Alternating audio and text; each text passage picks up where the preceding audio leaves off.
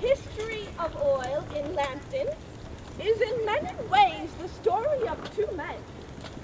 One who discovered the oil, and the other who capitalized upon the discovery.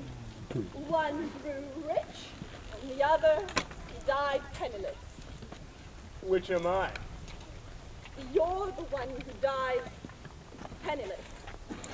So, Oh. Figures, I was never all that lucky. or that smart. Hey, Meet Charles Nelson Tripp. how do you do? Thank you. Cut it out. I come from Schenectady, New York, to find my fortune here in Canada. And on Black Creek in the vicinity of Oil Springs. Hey, look!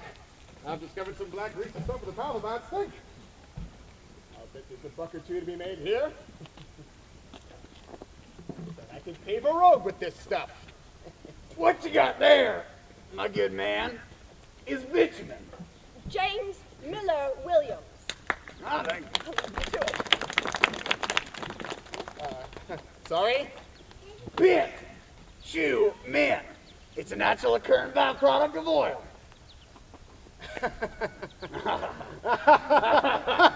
Stop that.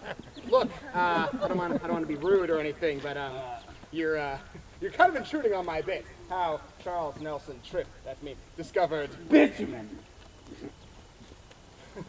bitumen, the bane of my existence. Oh, I admit it. I screwed up. I was more interested in developing asphalt from bitumen than I was digging for more oil. But how was I to know someone would invent the kerosene lamp, the automobile, or the flip-flop? I once hauled a massive sample of bitumen 30 kilometers northeast here to Sarnia in winter by sled. What I would have given for a set of all-weather radial tires. So, I went into the paving business. In fact, the company I owned even received a large order of asphalt to pave the streets of Paris. That's Paris, France, kids. The only problem, how was I gonna get it there?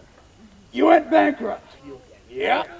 Your properties were seized by the sheriff and sold off at rock bottom prices. How do you know so much about it? Wait, let me guess. You were there to cash in on my misfortune. Among many others, yes. You see, I had run a coach factory up in Hamilton that had provided Tripp here with the wagons he had used to transport the bitumen. You were like a vulture, circling, waiting for an opportunity to pick over my remains. Oh, come, my dear man. Should I be condemned for recognizing a good business opportunity when I see one? If it wasn't for me, you wouldn't have gone to the oil business at all. You see, funny story. Tripp here had come to me with his hand out looking for investors. And so, I invested.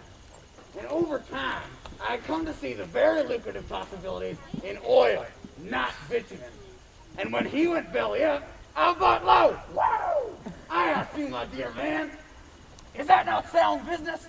Buy low, sell high. Oh yeah! Oh yeah! See, I did nothing wrong. Everything was legal and above board. That's about what I'd expect you to say. Oh, please. You ran off the prospect in the States, leaving behind your beautiful young wife in less than 2 years. What else could I do? You took everything I owned. I had nothing left. She deserved better. That's your problem, Charles. Your head was always in the clouds. Truth is, you couldn't stand prosperity. There was always something better on down the line. That's not true. It was all a conspiracy. Him and his business cronies. Yeah, he ended up in New Orleans, destitute. Died later that same year, 1866, of congestion of the brain. That explains the headaches. He was only 43. What? Ow, ow, ow. I don't feel so good. My brain feels all congested. Can I just... No, you're dead. But I know it's okay. My butt is wet. Yeah. In his obituary, it was reported that Tripp knew more about the mineral wealth in every southern state than any other man alive. Yes, sir. That's a fact. For all the good it did me. No. What'd I tell you? See, on Tripp's land, which I remind you, I've purchased on the open up, we struck struck oil. Woo! I was now a very rich man. Have a cigar. Drinks are on me. Oh, yeah. Is that a parade? I love a parade. Just a dream, my friend. Just a dead old dream. You see, it wasn't long before... Oh, shoot, he's dead. Wasn't long before I had the first oil-producing well in all of North America. Though some whiners complained that they were the first. Moving on!